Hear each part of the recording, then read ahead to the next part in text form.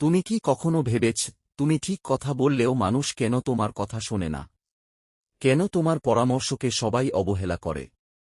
আচার্য চাণক্য বলেছিলেন, জ্ঞান তখনই মূল্যবান যখন শ্রোতার মন তা গ্রহণের জন্য প্রস্তুত থাকে। আজকের গল্পে আমরা জানব কিভাবে একজন সাধারণ যুবক এই সত্য উপলব্ধি করে নিজের জীবন বদলে দিয়েছিল। শেষ পর্যন্ত দেখুন, কারণ এই গল্পের শিক্ষা আপনার জীবনেও কাজে লাগতে পারে। জীবনে কখনো কি এমন হয়েছে তুমি কাউকে বিপদ সম্পর্কে আগেই সতর্ক করেছিলে, কিন্তু সে তোমার কথা শুনল না?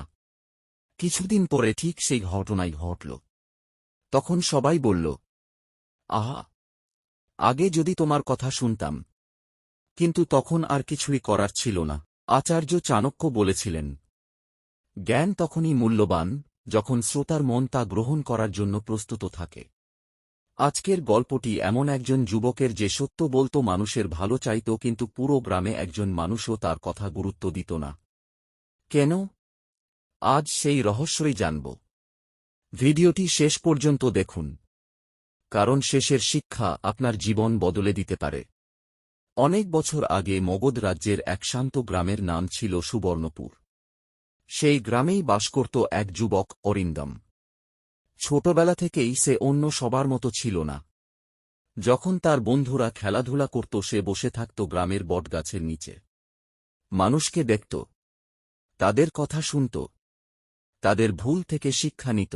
তার বাবা ছিলেন সাধারণ কৃষক, মা ছিলেন অত্যন্ত স্নেহশীলা।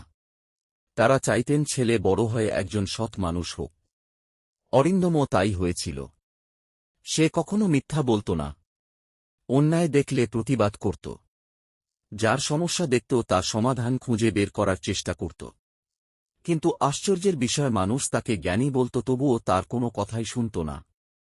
একদিন গ্রামের দুই বন্ধু জমি নিয়ে ঝগড়া করছিল। অরিন্দম শান্তভাবে বলল, তোমরা যদি এখন রাগের মাথায় সিদ্ধান্ত নাও তাহলে সারা জীবন আফসোস করবে। এক বন্ধু হেসে বলল, তুই আগে নিজের জীবন সামলাস, তারপর আমাদের শেখাতে আসিস। চারপাশের সবাই হেসে উঠল। অরিন্দম চুপ করে দাঁড়িয়ে রইল। সেদিন প্রথমবার সে বুঝতে পারল, মানুষ সত্যের চেয়ে নিজের অহংকারকে বেশি ভালোবাসে। কয়েকদিন পরে বাজারে এক ব্যবসায়ীর সঙ্গে দেখা হল। লোকটি নষ্ট ধান ভালো ধানের সঙ্গে মিশিয়ে বিক্রি করছিল। অরিন্দম বলল, আজ হয়তো লাভ হবে, কিন্তু কাল মানুষ তোমার উপর বিশ্বাস হারাবে। ব্যবসায়ী হেসে উত্তর দিল, বিশ্বাস দিয়ে সংসার চলে না, টাকা দিয়েই চলে। অরিন্দম আর কিছু বলল না, শুধু চলে গেল। 6 মাস পরে সেই ব্যবসায়ীর দোকান একেবারে ফাঁকা।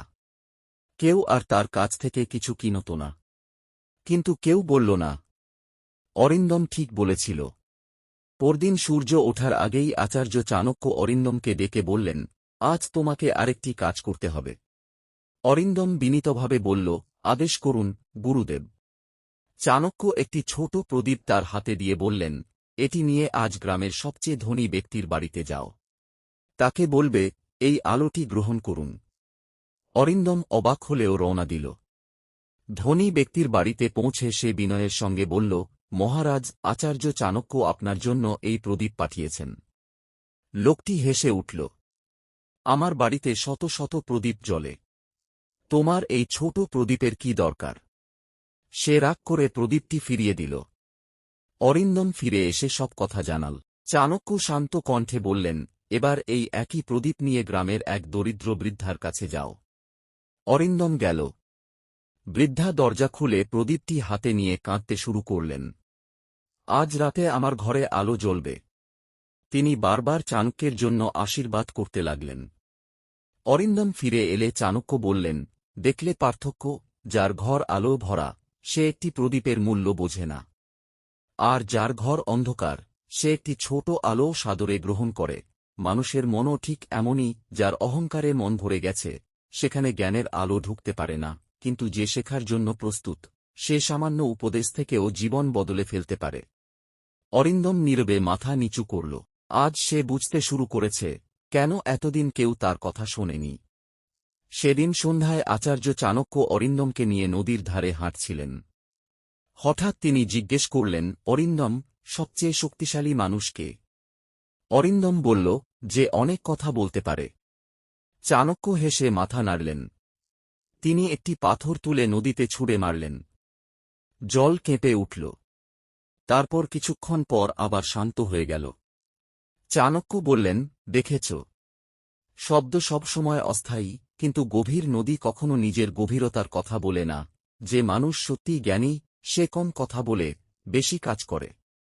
ঠিক তখনই কয়েকজন গ্রামবাসী সেখানে এল। তারা অরিন্দমকে দেখে ব্যঙ্গ করে বলল, এই যে জ্ঞানী, আজ নতুন কি শিক্ষা দিতে এসেছ? অরিন্দম রাগ করল না। সে শুধু হাসল। কোনো উত্তর দিল না। লোকগুলো কিছুক্ষণ পরে নিজেরাই চলে গেল। চাণক্য বললেন, আজ তুমি প্রথমবার জয়ী হলে। অরিন্দম অবাক হয়ে বলল, আমি তো কিছুই করিনি। চাণক্য উত্তর দিলেন, সেটাই তোমার সবচেয়ে বড় কাজ। সব প্রশ্নের উত্তর মুখে দিতে হয় না। কিছু উত্তর সময় দেয়, কিছু উত্তর নীরবতা দেয়। সেদিন অরিন্দম শিখল, সব যুদ্ধ জিততে তলোয়ার লাগে না। অনেক যুদ্ধ নীরব থাকলেই জিতে যাওয়া যায়। কয়েকদিন কেটে গেল। এবার চাণক্য বললেন, অরিন্দম, এবার তুমি তোমার গ্রামে ফিরে যাও। অরিন্দম অবাক হয়ে বলল, গুরুদেব, আমি কি সব শিখে ফেলেছি? চাণক্য মৃদু হেসে বললেন, শিক্ষার শেষ নেই। কিন্তু আজ তোমার সবচেয়ে বড় পরীক্ষার দিন। অরিন্দম নিজের গ্রামে ফিরে এল। কিছুদিন পর সেই দুই ব্যক্তি আবার জমি নিয়ে ঝগড়া শুরু করল। আগের মতো সবাই আশা করছিল, অরিন্দম এবারও নিশ্চয়ই উপদেশ দিতে আসবে। কিন্তু সে চুপচাপ নিজের কাজে ব্যস্ত রইল। দুদিন পরে ঝগড়া এত বেড়ে গেল যে তারা নিজেরাই অরিন্দমের কাছে এল। অরিন্দম, তুমি কি আমাদের একটা পরামর্শ দেবে? অরিন্দম শান্তভাবে তাদের বসতে বলল। এবার তারা মন দিয়ে তার প্রতিটি কথা শুনল। কারণ এবার তারা নিজেরাই উত্তর খুঁজতে এসেছিল। কয়েক ঘণ্টার মধ্যেই বিরোধ মিটে গেল। গ্রামের সবাই অবাক, যে ছেলেটার কথা একসময় কেউ শুনত না, আজ সবাই তার পরামর্শ চাইছে। কয়েক সপ্তাহ পরে সেই ব্যবসায়ীও এল। মাথা নিচু করে বলল, আমি ভুল করেছি। তুমি কি আমাকে আবার মানুষের বিশ্বাস ফিরে পেতে সাহায্য করবে? অরিন্দম হাসল। তার চোখে আজ আর কোনো অহংকার নেই। সে শুধু বলল, বিশ্বাস কথায় ফিরে আসে না, সৎ কাজে ফিরে আসে। সেই দিন দূরে দাঁড়িয়ে আচার্য চাণক্য তাঁর শিষ্যকে দেখছিলেন। তিনি মৃদু হেসে বললেন, আজ অরিন্দম সত্যিকারের জ্ঞানী হয়েছে। বন্ধুরা, চাণক্যের এই গল্প আমাদের 5টি বড় শিক্ষা দেয়। সবাইকে জোর করে বোঝাতে যেও না। শেখার ইচ্ছা না থাকলে উপদেশের কোনো মূল্য নেই। অহংকারী মানুষ জ্ঞান গ্রহণ করতে পারে না। নীরবতা অনেক সময় সবচেয়ে শক্তিশালী উত্তর। মানুষ যখন নিজে তোমার কাছে পরামর্শ চাইবে, তখনই তোমার কথা সবচেয়ে বেশি মূল্য পাবে। মনে রাখবেন, যে নিজেকে প্রমাণ করতে ব্যস্ত থাকে, মানুষ তাকে তর্ক করে। আর যে নিজের চরিত্র দিয়ে প্রমাণ করে, মানুষ একদিন নিজেই তার কথা শুনতে আসে। ভিডিওটি ভালো লাগলে লাইক করুন, চ্যানেলটি সাবস্ক্রাইব করুন, আর কমেন্টে লিখুন, নীরবতাই শক্তি। পরবর্তী গল্পে আবার দেখা হবে।